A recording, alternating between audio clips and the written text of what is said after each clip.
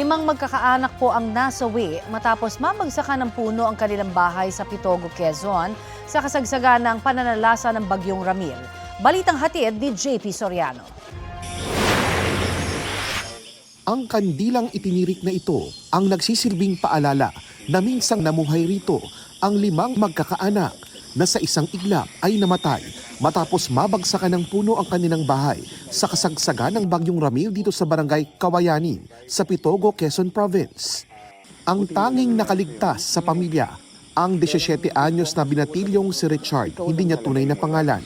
Kwento ni Richard na puruhan nang madaganan ng puno ang kanyang lolo, ina, amain at 2 kapatid na edad 11 taong gulang at 5 buwang gulang na sanggol.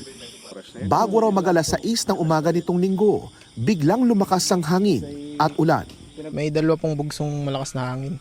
Yung isa pong hangin, medyo okay pa naman po. Tapos dun sa pangalawa pong bugso, dun na po mismong parang natumba po yung mismong puno.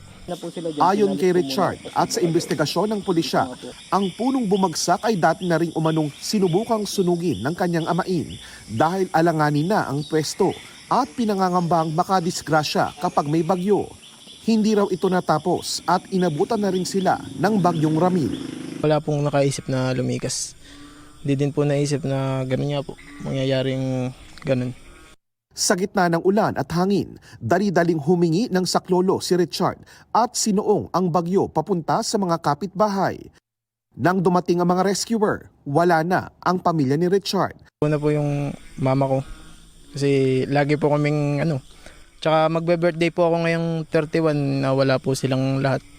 Ang tiyahin ni Richard naghihinagpis na dinatnan sa punerarya ang mga kaanak pagka-uwi niya galing ng Metro Manila. Sobrang sakit po. Lalo na po magbe-birthday po yung papa ko. Magbe-birthday po yung papa ko, tas yung 2 ko pong pamangkin.